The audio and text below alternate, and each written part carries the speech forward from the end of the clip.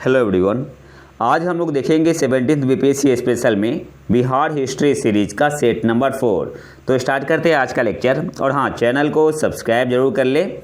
9वीं शताब्दी में विशाख दत्त द्वारा लिखित नाटक मुद्रा राक्षस में चंद्रगुप्त के शत्रुओं के विरुद्ध चाणक्य की रणनीति का विस्तार से वर्णन किया गया है। 9वीं शताब्दी में विशाख दत्त द्वारा लिखित नाटक मुद्रा राक्षस में चंद्रगुप्त के शत्रुओं के विरुद्ध चाणक्य की रणनीति का विस्तार से वर्णन किया गया है। अगले पॉइंट पे आते हैं। चंद्रगुप्त मौर्य का उत्तराधिकारी उनका पुत्र बिंदुसार था। तो बिंदुसार किनके पुत्र थे? चंद्रगुप्त मौर्य के थे। ग्रीक इतिहासकार एथेनकस ने उन्हें अमित्रघात अर्थात शत्रुओं का वध करने वाला कहा है। तो ये भी याद रखना है। अगले पॉइंट पे आते हैं। बिंदुसार ने दो समुद्रों के बीच की भूमि यानी अरब सागर और बंगाल की खाड़ी पर विजय प्राप्त की। आपसे एग्जाम में पूछ सकता है कि किस मौर्य सम्राट ने दो समुद्रों के बीच की भूमि यानी अरब सागर और बंगाल की खाड़ी पर विजय प्राप्त की? तो आंसर क्या होगा? बिंदुसार। नेक्स्ट पॉइंट पे आते हैं। बिंदुसार के दरबार में डायमाकस सेल्यूसिड सम्राट एंटियोकस प्रथम का राजदूत था। बिंदुसार के दरबार में डायमाकस सेल्यूसिड सम्राट एंटियोकस प्रथम का राजदूत था। तो आपसे एग्जाम में ऐसे भी पूछ सकता है कि जो बिंदुसार के दरबार में डायमाकस राजदूत था तो किसका राजदूत था? तो एंटियोकस प्रथम का। नेक्स्ट पॉइंट पे आते हैं। बिंदुसार के दरबार में एक आजीवक भविष्यवक्ता पिंगलवत्स रहते थे। बिंदुसार के दरबार में एक आजीवक भविष्यवक्ता पिंगलवत्स रहते थे। नेक्स्ट पॉइंट पे आते हैं। बिंदुसार का सीरिया के सेल्यूसिड राजा एंटियोकस प्रथम के साथ संपर्क था। उन्होंने एंटियोकस प्रथम से कुछ मीठी शराब, सूखे अंजीर और एक सोफिस्ट यानी दार्शनिक को मौर्य दरबार में भेजने के लिए कहा। तो एंटियोकस प्रथम ने एक दार्शनिक को छोड़ के, सोफिस्ट को छोड़ के बाकी अन्य को भेजा था। इस पॉइंट को याद रखना है। किसी ने ही भेजा था? एंटियोकस प्रथम ने। तो सोफिस्ट या दार्शनिक को छोड़ के बाकी मीठी शराब और सूखे अंजीर भेजे थे, लेकिन उन्होंने दार्शनिक या सोफिस्ट नहीं भेजा था। किसने? एंटियोकस प्रथम ने। नेक्स्ट पॉइंट पे आते हैं।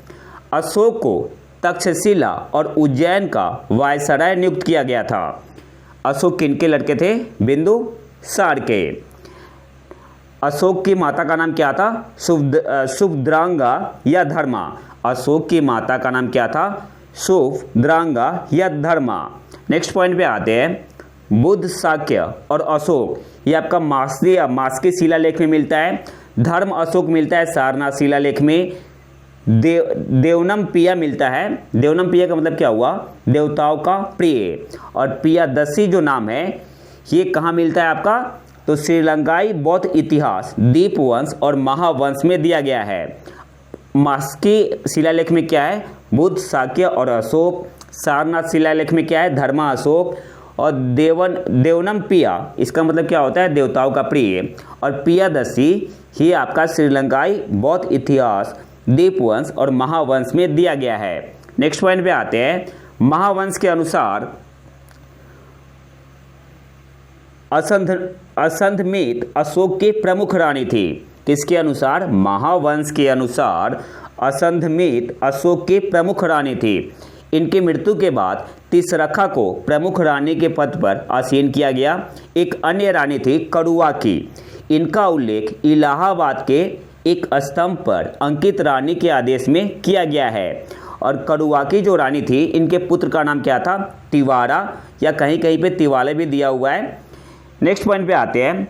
दिव्यावदना ने पद्मावती को अशोक की पत्नी के रूप में भी संदर्भित किया है, जो कभी भी मुख्य रानी नहीं बन सकी। दिव्यावदना ने पद्मावती को अशोक की पत्नी के रूप में भी संदर्भित किया है, जो कभी भी मुख्य रानी नहीं बन सकी। और पद्मावती के लड़के का नाम क्या था? इनके पुत्र का नाम था कुणाल। ये इंपॉर्टेंट है आपका। पद्मावती के पुत्र का नाम क्या था? कुणाल। नेक्स्ट पॉइंट पे आते हैं। राजतरंगिणी में जलौका का उल्लेख अशोक के पुत्र के रूप में किया गया है। अब आपसे एग्जाम में पूछ सकता है कि किस में जलौका का उल्लेख अशोक के पुत्र के रूप में किया गया है, तो आंसर क्या होगा, राज तरंगिणी में। अगले पॉइंट पे आते हैं। अशोक की 2 पुत्रियां कौन थी, संघमित्रा और चारुमती थी। और संप्रति जो कि कुणाल के पुत्र थे और दशरथ अशोक के पोते थे। अशोक की मृत्यु के बाद मौर्य साम्राज्य 2 भागों में विभाजित हो गया। पश्चिमी भाग पर कुणाल और उसके बाद उनके पुत्र संप्रति का शासन था, और दशरथ जो कि अशोक के पोते थे, इन्होंने पाटलिपुत्र को राजधानी बनाकर पूर्वी भाग पर शासन किया। तो याद क्या रखना है, अशोक की मृत्यु के बाद मौर्य साम्राज्य आपका 2 भागों में विभाजित हो गया। पश्चिमी भाग पर किसका शासन था, कुणाल का, और कुणाल के बाद उनके पुत्र संप्रति का। और पूर्वी भाग पर किनका था, दशरथ का। और दशरथ ने राजधानी कहाँ बनाया था, पाटलिपुत्र। नेक्स्ट पॉइंट पे आते हैं। और सबसे आखिरी राजा कौन थे, मौर्य डायनेस्टी के बृहद्रथ। पुष्यमित्र शुंग ने उन्हें मार दिया था। मत्स्य पुराण में दशरथ और संप्रति दोनों के नाम का उल्लेख है। मत्स्य पुराण में दशरथ और संप्रति दोनों के नाम का उल्लेख है। नेक्स्ट पॉइंट पे आते हैं। कौटिल्य ने 18 तीर्थों या महामात्यों का उल्लेख किया है जो महत्वपूर्ण पदाधिकारी थे और उन्हें नगद भुगतान किया जाता था। तो ये भी याद रखना है, कौटिल्य ने 18 महामात्यों का उल्लेख किया है जो महत्वपूर्ण पदाधिकारी थे और उन्हें नगद भुगतान किया जाता था। कुछ इंपॉर्टेंट देख लेते हैं। दंडपाला, एक कौन होते थे, हेड ऑफ पुलिस। दुर्गापाल, ये होते थे प्रोटेक्टर ऑफ द फोर्ट। और अनंतपाल होते थे हेड ऑफ द बॉर्डर। तो ये याद रखना है आपको। नेक्स्ट पॉइंट पे आते हैं। मौर्य काल में जासूसी प्रथा। तो एक होते थे महामात्य, ये जासूसी विभाग के प्रमुख होते थे। महामात्य अपसार जासूसी विभाग का प्रमुख था। गुप्त पुरुष एक गुप्त एजेंट थे। संस्था, वे एक ही स्थान पर तैनात थे। जो संस्था होते थे ये एक ही स्थान पर तैनात होते थे। और संचरा जो होते थे ये साम्राज्य में विचरण करते थे। याद क्या रखना है, तो महामात्यपसार जासूसी विभाग का प्रमुख था। गुप्त पुरुष गुप्त एजेंट था, सीक्रेट एजेंट। संस्था आपका था, ये एक ही स्थान पर तैनात थे। और संचरा इस साम्राज्य में विचरण करते थे। मौर्य डायनेस्टी के समय अदालतों के 2 वर्ग थे। मौर्य काल की बात हो रही है। एक आपका है धर्मस्थीय, यह आपका दीवानी न्यायालय था, सिविल कोर्ट था। और इनके जज को क्या कहते थे, व्यवहारिका, ये याद रखना है। और दूसरा आपका था कंटक शोधन, और ये आपका क्रिमिनल कोर्ट था, फौजदारी अदालत थी।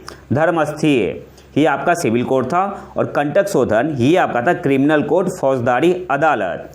चंद्रगुप्त के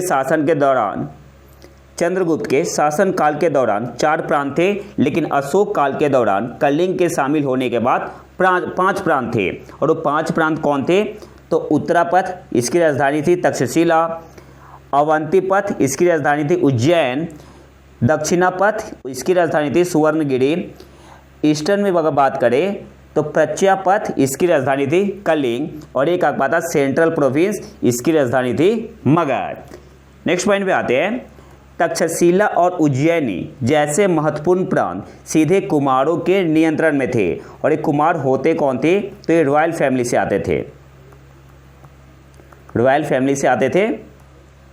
नेक्स्ट आते हैं। मौर्य युग में जिला प्रशासन, प्रांतों को जिलों में विभाजित किया गया था और उनके 3 मुख्य अधिकारी थे, प्रादेशिका, राजूका और युक्ता। प्रादेशिका कौन होते थे, वह जिले के समग्र प्रशासन के लिए जिम्मेदार है। प्रादेशिका, he or she is responsible for the district's overall administration। प्रादेशिका वह जिले के समग्र प्रशासन के लिए जिम्मेदार है। राजूका वह राजस्व प्रशासन और बाद में न्यायपालिका के लिए जिम्मेदार थे, विशेषकर प्रादेशिका के तहत ग्रामीण क्षेत्रों में। लेकिन इंपॉर्टेंट आपको यही याद रखना है, राजस्व प्रशासन के लिए। और सबसे नीचे आते थे युक्ता क्या होते थे, अकाउंटेंट, लेखाकार। नेक्स्ट पॉइंट पे आते हैं। गोपा नाम का एक अधिकारी था जो 5 से 10 गांवों का प्रभारी था। गोपा की काम की जांच कौन करता था, तो अस्थानिका नामक एक अन्य अधिकारी द्वारा की जाती थी। गोपा नाम का एक अधिकारी था जो 5 से 10 गांवों का प्रभारी था और गोपा के काम की जांच कौन करता था, अस्थानिका। नेक्स्ट पॉइंट पे आते हैं। कौटिल्य ने 27 अधीक्षकों का उल्लेख किया है जो अधिकतर आर्थिक गतिविधियों को विनियमित करते थे। तो कुछ इंपॉर्टेंट देख लेते हैं। पन्याध्यक्ष, इनका काम क्या था? तो ये हेड होते थे ट्रेड एंड कॉमर्स के, व्यापार एवं वाणिज्य प्रमुख होते थे पन्याध्यक्ष।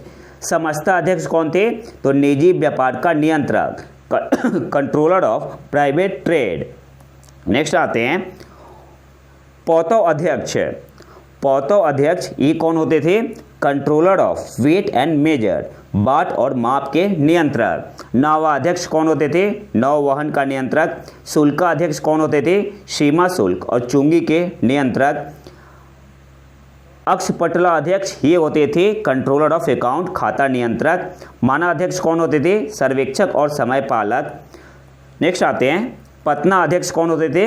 बंदरगाहों और बंदरगाहों के अधीक्षक। गणिका अध्यक्ष कौन होते थे? मनोरंजनकर्ताओं का नियंत्रक। अकरा अध्यक्ष कौन होते थे? खनन और धातु विज्ञान के नियंत्रक, controller of mining and metallurgy. द्वितीय अध्यक्ष कौन होते थे? जुए का नियंत्रक, कंट्रोलर ऑफ गैम्बलिंग। कुपिया अध्यक्ष कौन होते थे?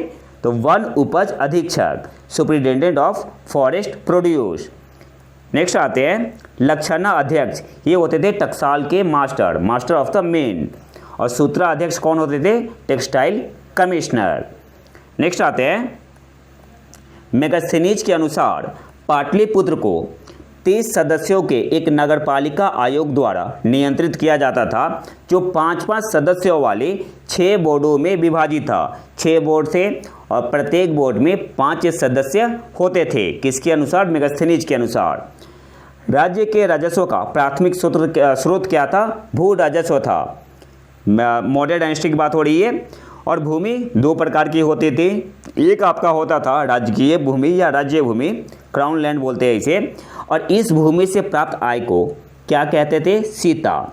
जो आपका राजकीय भूमि था, क्राउन लैंड, इस भूमि से प्राप्त आय सीता कहलाती थी। नेक्स्ट आपका है प्राइवेट लैंड, निजी भूमि।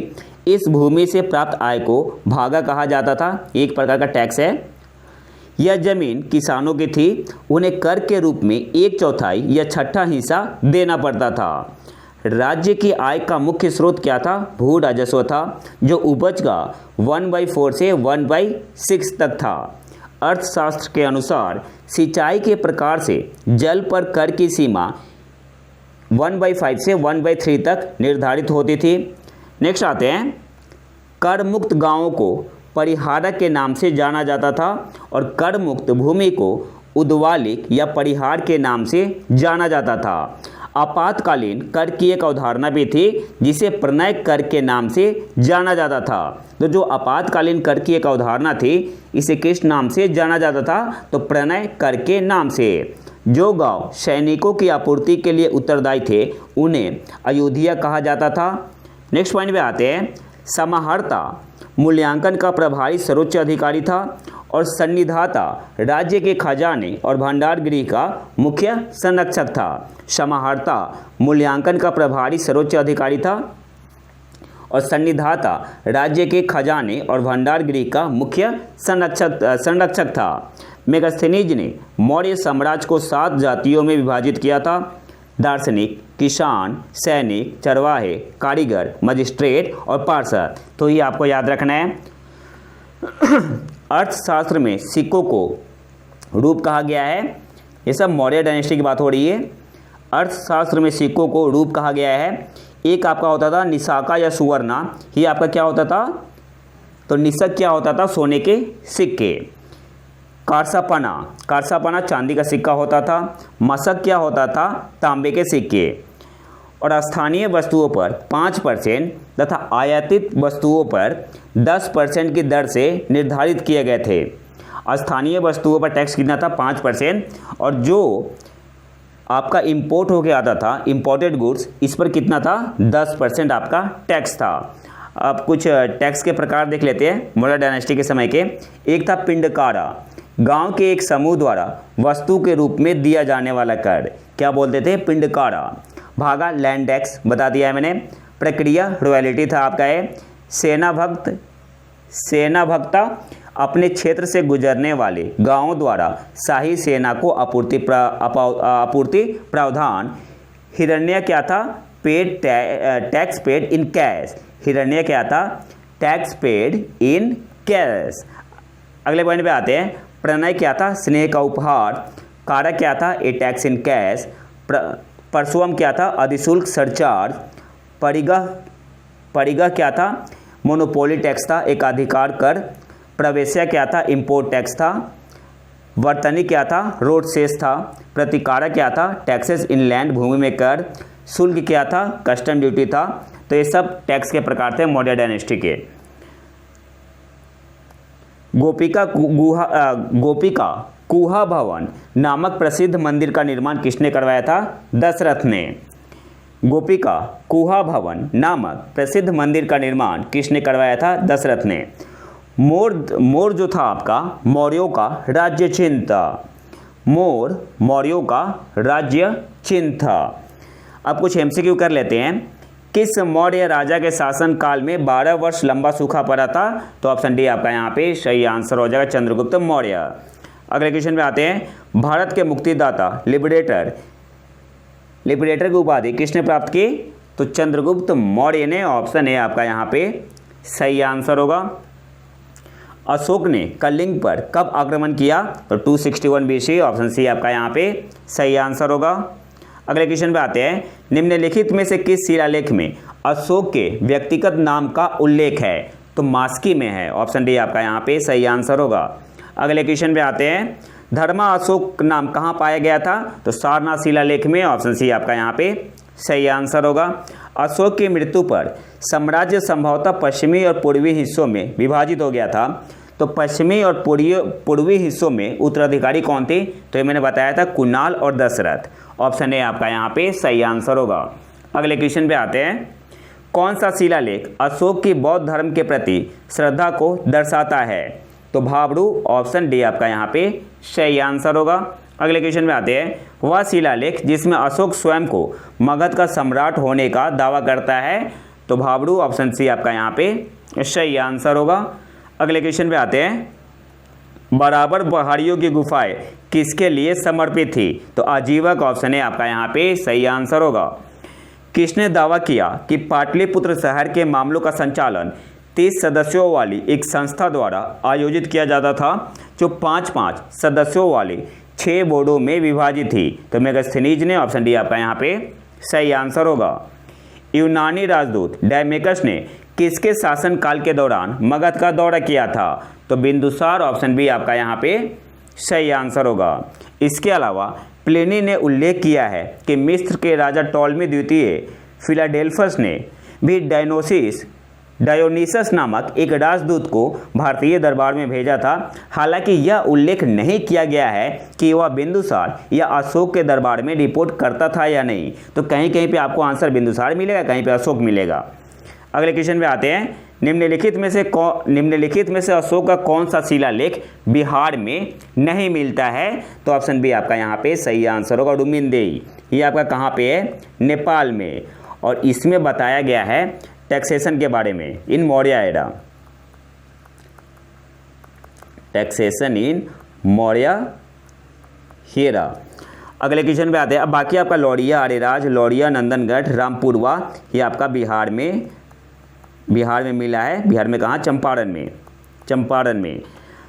अगले क्वेश्चन पे आते हैं। अशोक के किस प्रमुख शिलालेख में उल्लेख है कि धम्म घोष भेड़ी घोष का स्थान लेगा? तो मेडॉक एडिक्ट 4th में। ऑप्शन बी आपका यहाँ पे सही आंसर होगा। अगले क्वेश्चन पे आते हैं। आजीवक भविष्यवक्ता पिंगलवत्स किस मौर्य राजा के दरबार में रहते थे? तो बिंदुसार। ऑप्शन डी आपका यहाँ पे सही आंसर होगा। अगले क्वेश्चन पे आते हैं। मौर्यों का केंद्रीय न्यायालय स्थित था पाटलिपुत्र में। ऑप्शन ए आपका यहाँ पे सही आंसर होगा। अशोक का धम्म था तो एक नैतिक संहिता, मॉडल कोड था आपका, ये मॉडल कोड इंग्लिश में बोलेंगे। अगले क्वेश्चन पे आते हैं। मौर्य काल की यक्षिणी की मूर्ति कहाँ से प्राप्त हुई है? तो दीदारगंज, पटना से। ऑप्शन सी आपका यहाँ पे सही आंसर होगा।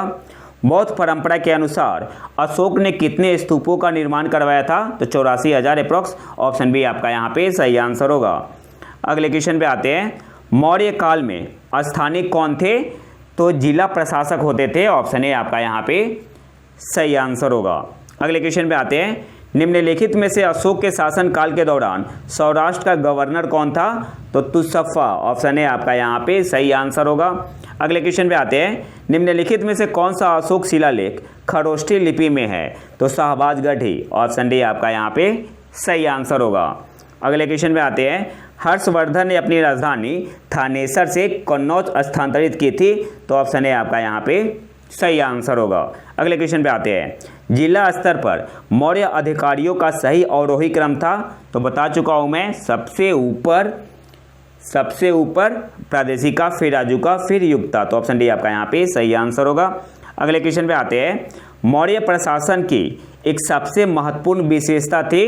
तो नौकरशाही की विशाल असंख्य शक्तियों की उपस्थिति। The presence of vast numerous power of the bureaucracy. Option C आपका यहाँ पे सही आंसर होगा। और आखिरी क्वेश्चन पे आते हैं। मौर्य काल में प्रशासन किसके हाथ में था? तो 6 बोर्ड थे। तो ऑप्शन बी आपका यहाँ पे सही आंसर होगा। तो ये तो था हमारा आज का लेक्चर। अगर आपको इसका पीडीएफ चाहिए तो आप हमारे टेलीग्राम चैनल प्रतीक IQ करेंट अफेयर को ज्वाइन कर सकते हैं। और अगर वीडियो पसंद आए तो लाइक करें और चैनल को सब्सक्राइब जरूर कर ले। मिलते हैं नए वीडियो में नए टॉपिक के साथ। तब तक के लिए नमस्कार, जय हिंद।